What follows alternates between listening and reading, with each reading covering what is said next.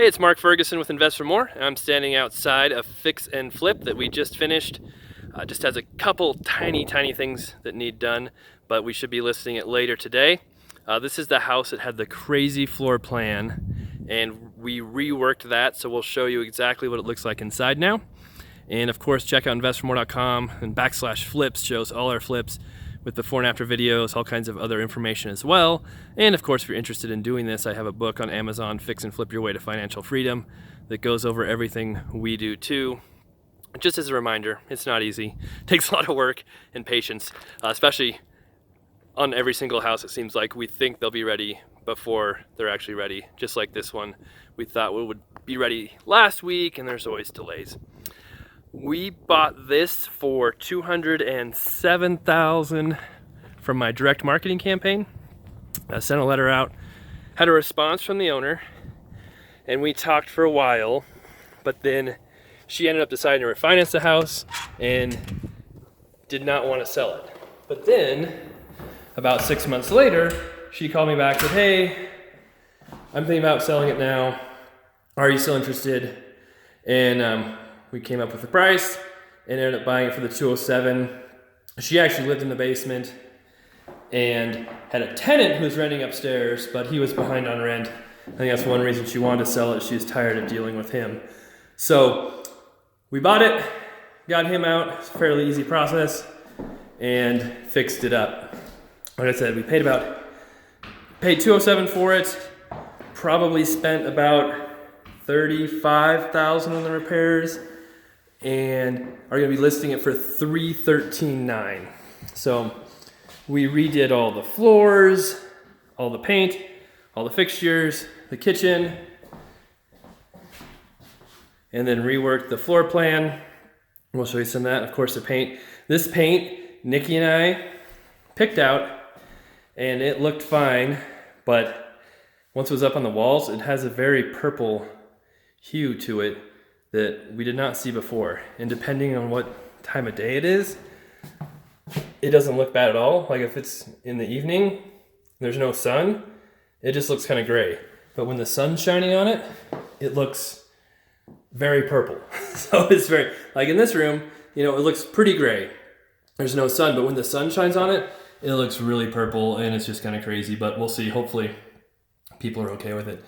Completely redid this bathroom before. If you see the before video, which we'll have a link to, this bathroom was much bigger, went into the master bedroom, and they'd reconfigured it, put a laundry room in there, and it was really funky the way it jutted into the master bedroom. And the only access to this bathroom was from the master bedroom. So we added this door so you could access it from the hall, don't have to go through a bedroom to get to it.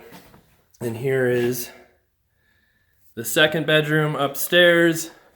Originally, I talk a lot about this. This was a 3-bedroom, 1-bath originally. And then when they remodeled it, they turned it into a 2-bedroom, 1-bath. But like I said, so weird with the access cut off. So before, that bathroom came into this room enough so that it covered up that window.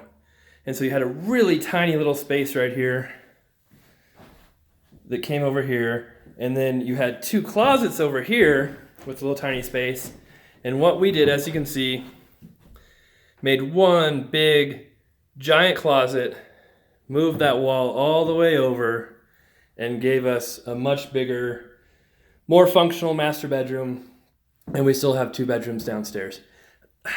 One thing that does bother me is this room has kind of crazy texture, but then our contractor put even crazier texture on. That just is not, I don't like it. But yeah, you can see a little bit over there too, just not my favorite. This room here, because they added that wall too, you can kind of see they did that real crazy texture too. But yeah, it had 2 enclosed closets here, and we just made it one big giant closet, as you can see. All right, so we left a door here, that's fine. Yeah, one thing, I don't remember if I showed this before. That's wonderful.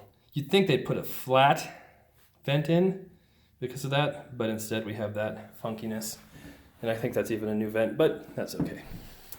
All right, so we'll go back this way and show you the basement because we reconfigured that as well. Something else that's really funny. When this house was first built, this was probably open right here. There probably was no door, but they made it into kind of a 2-unit. So that's a locking door for upstairs.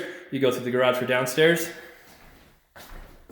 There's an old light switch plate cover that they built the wall over. You know, it'd take about 4 seconds to take that off, but instead, let's just build the wall over that cover plate. That's good. All right, downstairs. You can see in the before video as well.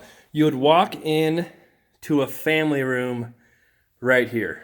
And then there's kind of like some bookshelves, things there. But they had their egress window in the family room.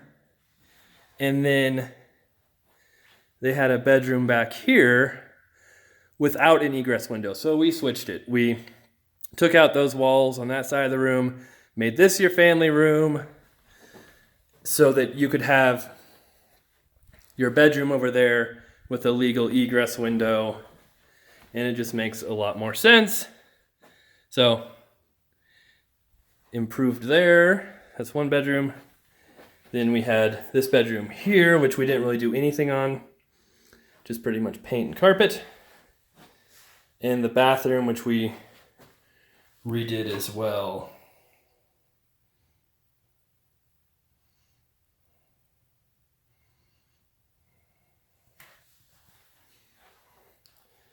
Right, and then in here, she had kind of like a fridge, a little mini kitchen thing, and we just took all of that out and made it storage. And people have complaining that I glossed over the utility room in the last couple houses. So there you go. There's our beautiful furnace and water heater. I put blue tape on this door, I think 4 times, because I didn't think it's a good idea that smashed into the furnace.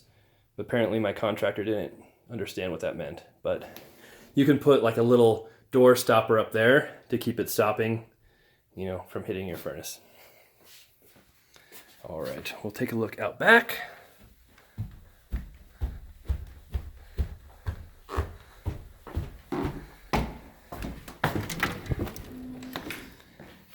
Here's the garage with all the crazy electrical stuff still. My contractor also left his ladder sitting in the living room and a bunch of trash out here, which we'll get him back out here to clean up.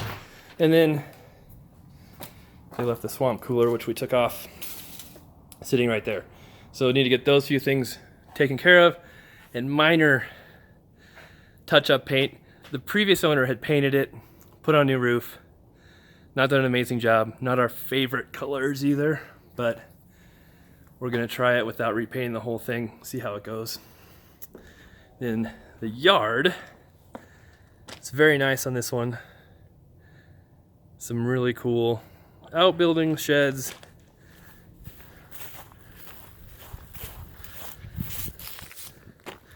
We had asked our guy to clean this out, so we'll see exactly how good a job they did.